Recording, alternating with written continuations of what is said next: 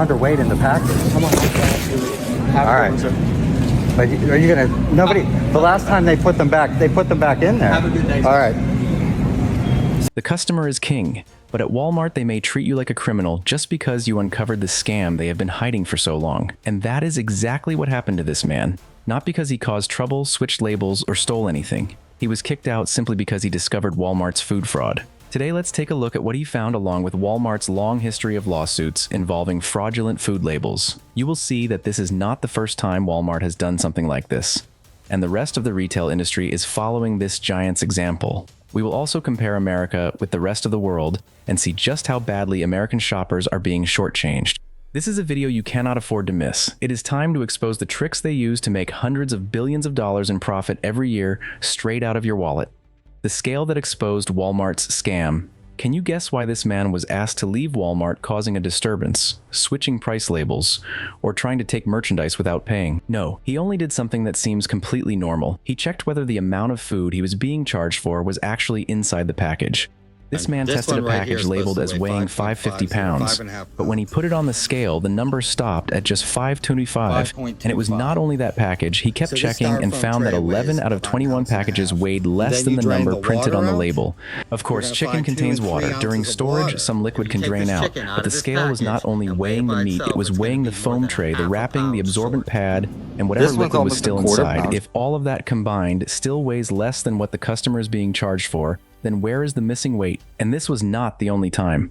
During an earlier check at Walmart, James found Kentucky Legend ham packages with differences that were almost impossible to believe.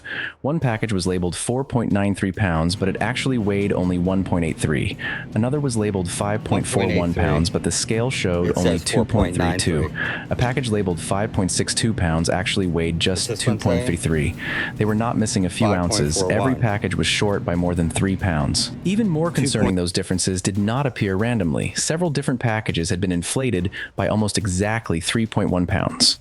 That number kept showing up like a fingerprint on one package, then another, and then another one after that. When several products are all wrong according to nearly the same formula, it becomes very hard to keep calling it one accidentally misprinted label. It starts to look like an error copied throughout the system, maybe the wrong product code, the wrong printer settings, the wrong packaging weight, or a fixed value mistakenly added during packaging. We do not yet know whether the error started with the manufacturer, the distributor, or Walmart's system, but we know very clearly who had to pay for it. If products that appear to have the wrong weight are not pulled aside, if the entire batch is not inspected, and if those products can still go back on the shelf, the next customer will have no idea that the item in their hands was already flagged. When a family buys a package of meat labeled as 5 pounds, they are not just buying a number, they are calculating meals portions for their children and the number of days left before the next paycheck. If they actually receive much less, they lose money, have to buy more food, and throw their entire budget off track. But the biggest loss is trust. Were these just 2 bad batches? Or was this only the latest time an old problem got caught? To answer that question, we have to look back at the times Walmart has been investigated, sued, and forced to face similar accusations in the past. Walmart has been caught many times. James Rigg may be the latest person to put a package of meat on a scale, but he is definitely not the first person to uncover Walmart's tactics. Maybe you have noticed something felt off too, but when you place the investigations and lawsuits from throughout Walmart's history side by side, that vague feeling starts to form a pattern that is very hard to ignore. In 2025, Walmart agreed to pay about $5.64 million to settle a consumer protection case in California. Prosecutors accused Walmart of charging more than the lowest advertised price while also selling certain produce-baked goods and prepared foods that weighed less than the labels claimed. Weights and measures agencies were directly involved in the investigation, and it was not limited to one store or one kind of food. In 2024, Walmart agreed to create a $45 million settlement fund for a case involving products sold by weight and bagged fruit covering purchases made in the United States and Puerto Rico from October 2018 through January 2024.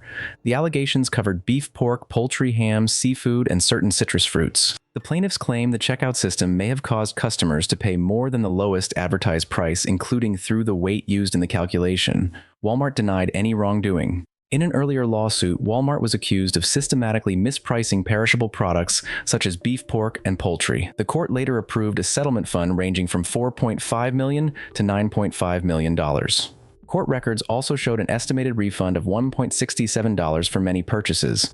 $1.67 sounds very small, and that is exactly the problem. Nobody goes back to the store demands to see a manager and looks for a lawyer over $1.67, but take a few cents or a few dollars across enough transactions, and the loose change from customers can turn into settlements worth tens of millions. And the story becomes even harder to accept when you realize Walmart had already been warned. Starting in 2005, random inspections in California found scanning errors at 164 Walmart stores across 30 counties. A ruling in 2008 required the company to correct the problem and reimburse customers who were overcharged. But when inspectors returned starting in 2010, they still found the errors continuing. In 2012, Walmart had to pay another $2.1 million for failing to fully comply with the earlier ruling. The first time could be a malfunction. But after an investigation, a ruling, and an order to fix the problem when it still comes back, we no longer have to ask whether Walmart knew. They knew. In 2024, New Jersey reached another settlement worth $1.64 million after its Weights and Measures agency accused Walmart of using incorrect unit prices at 64 stores.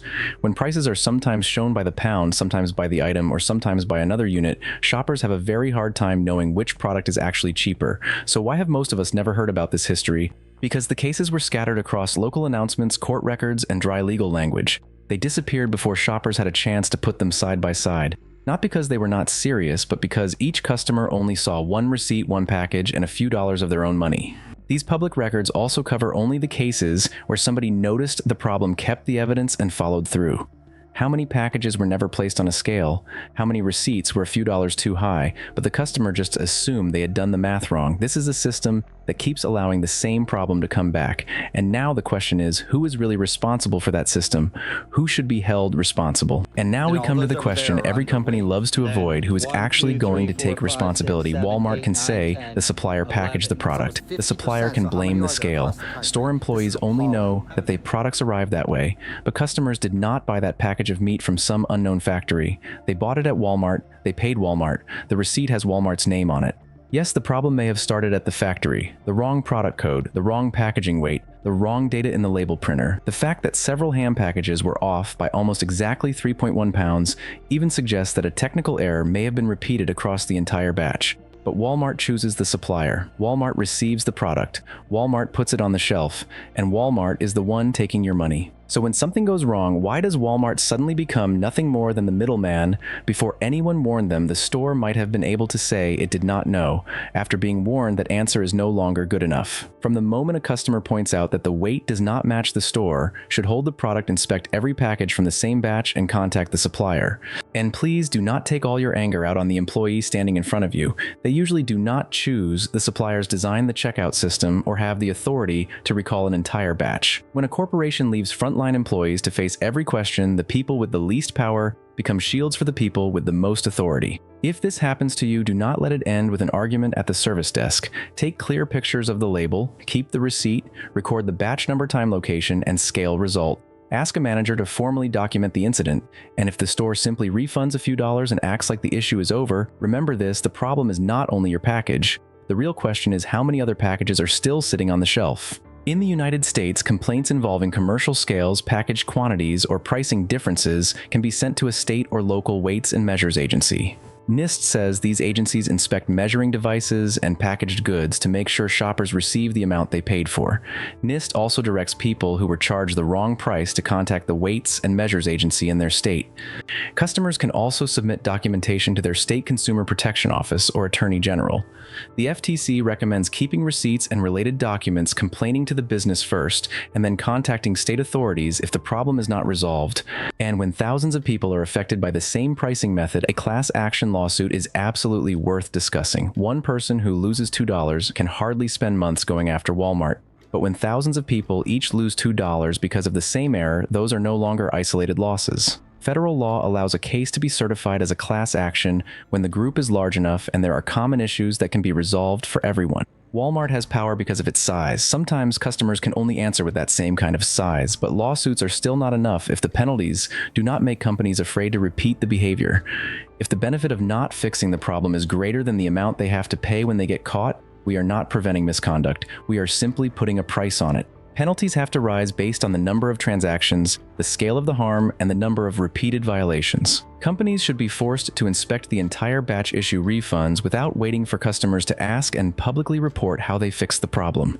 A corporation cannot be allowed to treat a few $1,000,000 as the price of admission for continuing to operate the same way. So why would a corporation powerful enough to control suppliers, track every transaction, and monitor every self-checkout still allow these discrepancies to keep coming back?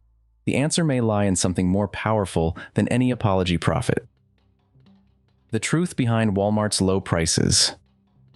I know some people will say Walmart does all of this to keep prices low. Fine, but low for who? If low prices come from cutting staff, reducing inspections, pressuring suppliers to deliver faster, and making customers do more and more of the work themselves, is Walmart really saving you money? Or is it just shifting the cost onto somebody else? I have no problem with Walmart making a profit. Walmart is not a charity. Millions of families really do need products that cost a few cents or a few dollars less. But making money and pushing all the risk onto shoppers are not the same thing. You do not need an executive sitting in an office giving the order.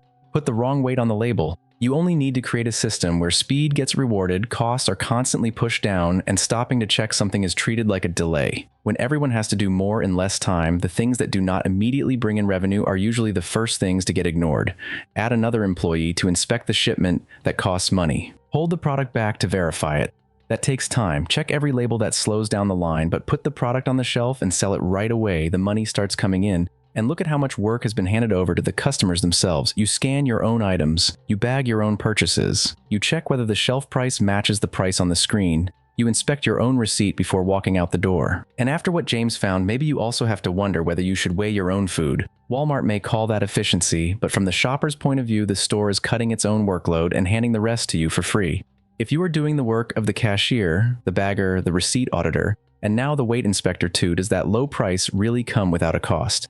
So where are those savings coming from? Fewer workers, cheaper ingredients, fewer inspections, smaller products, faster production. And there is something else few people want to admit: Walmart is not always the cheapest place anymore. When was the last time you truly compared the price of your entire cart meat may be cheaper at a local store? Some other products may cost less at Kroger, Publix, or a regional chain, but most of us do not open 3 apps, drive to 4 stores, and compare every ounce. We go to the place we have learned to believe is cheap. That is the power of an image. Walmart does not have to win on every price tag. It only has to win on enough of the products you remember so that you stop checking the rest. Whenever Walmart gets criticized, the easiest advice is always, just stop shopping there. But what if you are 80 years old, cannot drive very far, and Walmart is the only place that delivers? What if the next store is 20 miles away? What if you live on Social Security, SNAP, or whatever money you have left before your next paycheck? A boycott is power for people who have choices. For people who do not, it is just advice that sounds good from a distance. And that is the bitterest contradiction of all. The people with the most reasons to leave Walmart are sometimes the people least able to leave. Walmart built its power on the promise of helping Americans save money. But when customers have to do more themselves, check more themselves, and have fewer and fewer places to go, we have to ask, is Walmart serving customers with low prices, or is it using its low price image to keep them there? Maybe that is why so many Americans are not just angry. They feel betrayed, because the Walmart they remember once meant something completely different back when the name Sam Walton still made shoppers believe the store was on their side. How did Walmart change? The most frustrating part is that Walmart was not always like this. There was a time when people walked into Walmart without thinking. They needed to take pictures of price tags, inspect every line on the receipt, or check whether a package of food really weighed what the label said it did. Maybe you still remember what that felt like. When the store got busy, more checkout lanes opened, you pushed your cart up, someone scanned your items, and someone bagged them. If the register price did not match the shelf price, that was the store's problem to solve. Nobody treated being charged correctly like some special privilege. That was simply how customers were supposed to be treated. The old Walmart did not just sell low-priced products. It sold a promise your hard-earned money would be respected. Then one job at a time, the work started getting handed over to the shopper. You scan your own items, bag them yourself, check the prices yourself, read your receipt yourself. Cameras track every move you make at the checkout machine. And after what James found, you may even have to wonder whether you should weigh the food yourself before buying it.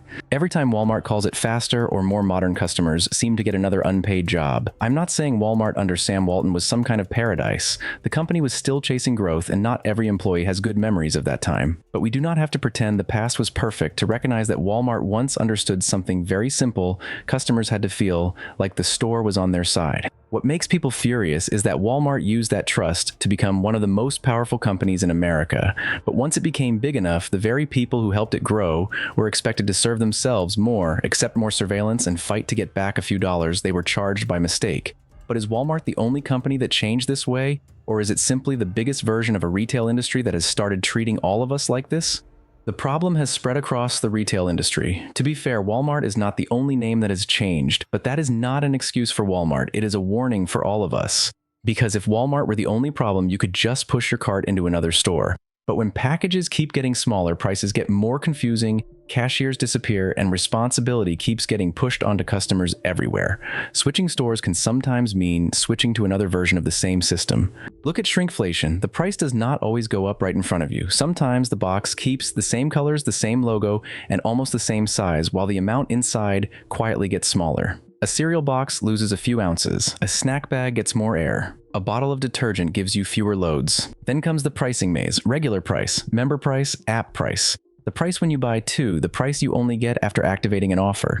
The delivery price is different from the store price. Grocery shopping used to mean choosing the food you needed. Now it feels more and more like a test where the store writes the rules, but you do not see the answer until after your card has already been charged. Then there is the technology. You scan your own items. If the machine gets something wrong, you have to find an employee. If the discount does not apply, you have to prove that you activated it correctly. But if you accidentally fail to scan one item, the camera can stop the transaction immediately. When the machine makes a mistake, it is a glitch. When the customer makes a mistake, they may be treated like a suspect. Even worse, every side has someone else to blame. The manufacturer says the new weight was printed on the package. The store says the price came from the system. The app says you did not activate the offer. The delivery service says the price belongs to the store. Then the store says the supplier shipped the product that way. Everyone has an explanation. The shopper is the only one who has to deal with all the consequences. People keep saying the market will protect us because consumers always have a choice. But where is that choice supposed to lead? Choice only matters when the choices are truly different. When every store pushes costs and risks onto the customer, we are no longer choosing between good and bad.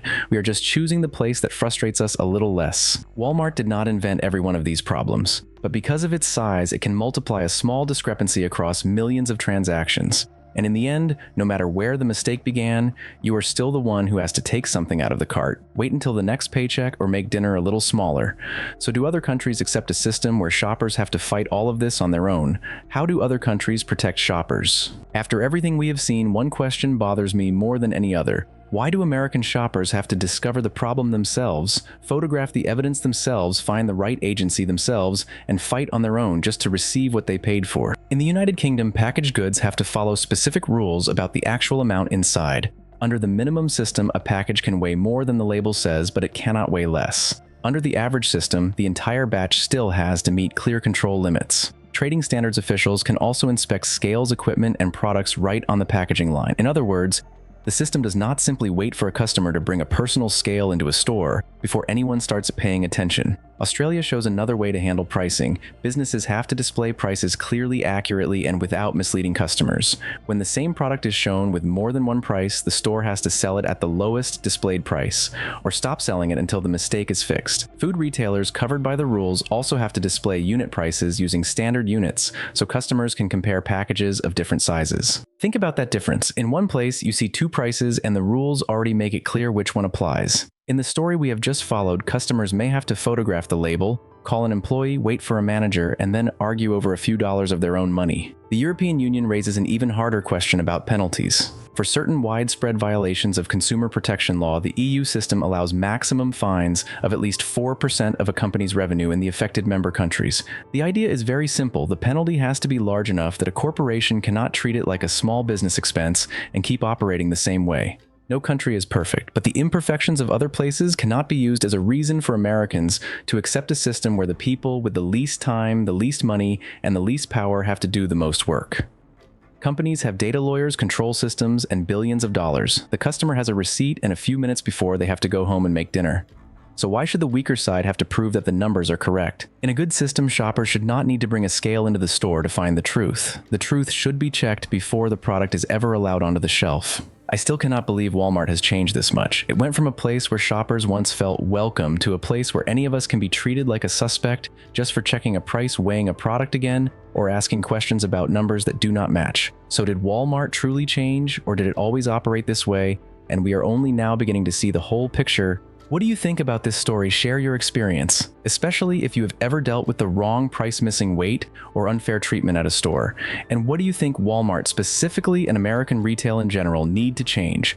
What should they learn from countries that place the responsibility for checking on businesses instead of shoppers? I believe every voice matters. That is also why this channel was created. So stories that seem small do not keep getting buried. Subscribe and join me for the next investigation.